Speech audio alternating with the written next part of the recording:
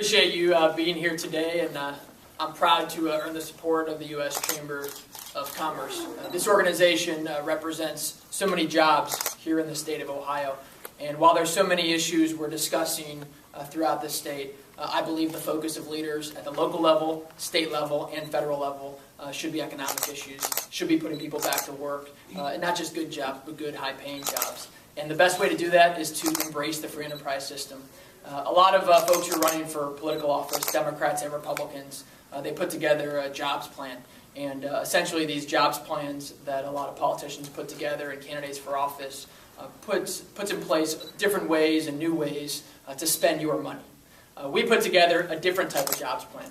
A jobs plan that's probably never been seen here in the state of Ohio or in the United States of America until earlier this week. On Monday of this week, we started a 22-county tour throughout the state of Ohio, where we're crisscrossing the state, visiting small businesses and employers and a lot of workers throughout the state of Ohio. And on this tour, we're talking about so many issues integral to bringing jobs back here and leading the comeback for the economy of Ohio. And then the day when you flip through these pages and you read this, you read about how to get Washington out of the way.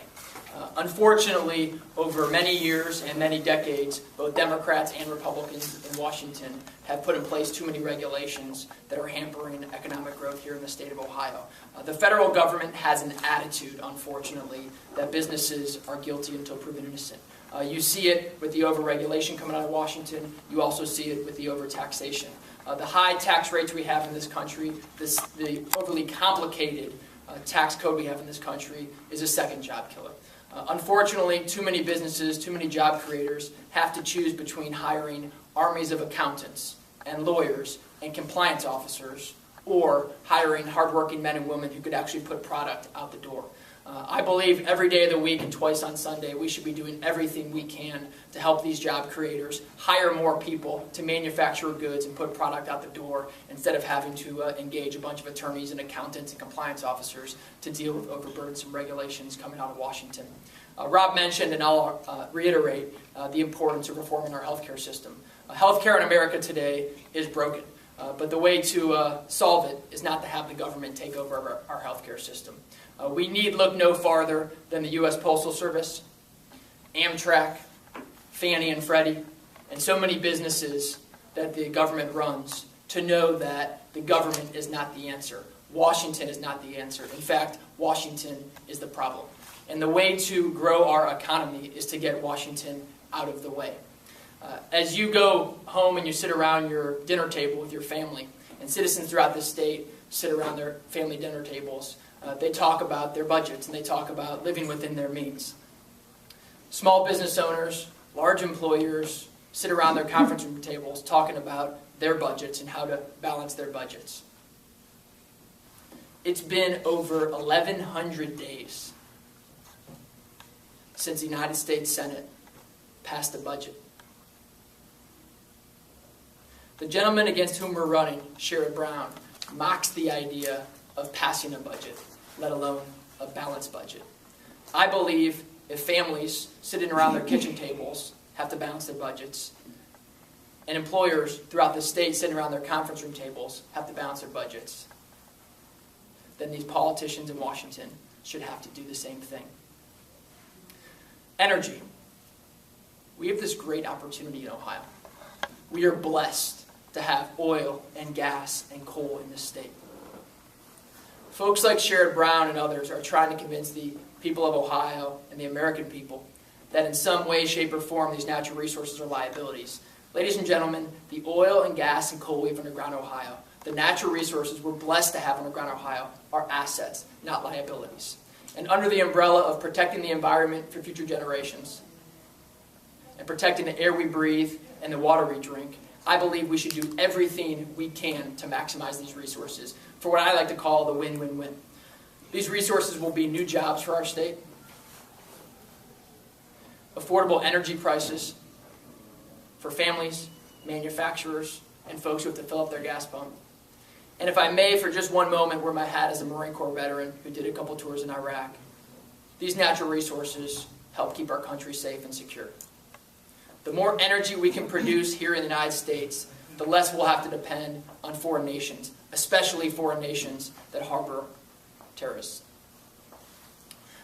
I will also add, while we're talking about other countries outside the United States, that we are facing a very, very, very dangerous debt in this country. A debt of approximately $15.6 trillion that actually surpasses our entire American economy. So when a baby is born in America, Sherrod Brown and a lot of his friends in Washington have put laws in place that say to that baby, here's a bill to the tune of thousands of dollars, tens of thousands of dollars. And Sherrod Brown and a lot of his friends in Washington have also said to that baby, you owe tens of thousands of dollars the day you're born in this country, but you owe thousands of those dollars to the People's Republic of China. How does that fare as Americans? It's irresponsible. We should not, cannot survive as a country with a debt that surpasses our economy, let alone a debt where we've borrowed over $1 trillion from China. These are very difficult problems, and these are complicated problems. And I believe in order to solve them, we need a new brand of leadership in Washington. We need a new generation of leadership in Washington. We can't keep trying to put a square peg into a round hole and expect that it's going to fit. In fact, in order to change Washington, we need to change the people we send there. I believe over many years and many generations, both Republicans and Democrats in Washington have screwed the place up. And the only way to change it is to change the people we send there.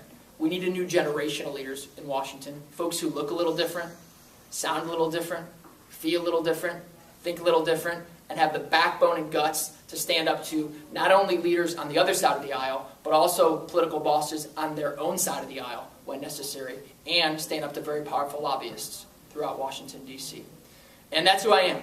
I'm not going to get pushed around. My background is one of 4 grandparents who never went to college. One of my grandfathers came over from Italy and worked as a blue-collar laborer at a brass factory for over 30 years. My grandmother came over from Italy, worked as a laborer at a drugstore, union laborer at a drugstore, for over 25 years. My mother went to community college and worked in the public schools. These were folks from humble roots who worked hard and knew what it meant to get dirty and work a gritty lifestyle, but be happy and put food on the table for their families. And that's my background. And my backbone comes from 2 places, from my grandparents and from the Marine Corps. And I can tell you the day that I go to Washington and some guy in the Republican Party who's been there for 30 years puts his hand on my shoulder and says, hey son, you better vote for this legislation or else we're going to kick you off your committee. Or some lobbyist says, hey son, you better vote for this legislation or else we're going to shut off your fundraising. Or someone from the media says, hey, you better vote for this legislation, we're going to write a bad editorial about you. I will look any one of those people in the eye and tell them very clearly, you are not my boss. My boss is 11.5 million people throughout the state of Ohio. That is who I represent, and you can't push me around because I've been through tougher stuff than this. I want to thank everyone for coming out today. It's not lost to me that you all have different tugs on your calendars, and I also want to thank everyone from the Ohio Chamber of Commerce and the U.S. Chamber of Commerce to make this possible. I mentioned at the beginning, I'll mention it again. While there's a lot of different issues about which Ohioans are passionate, I believe the issues on which leaders should be focusing today at the local level, state level, and federal level are economic issues. And if we're going to turn this country around, if we're going to solve our debt issue, if we're going to solve our economic issues, and we're going to keep the kids and grandkids of Ohio here in the state of Ohio, we need leaders who are willing to rise above partisan politics to focus on economic issues under the umbrella of the free enterprise system. Thank you very much.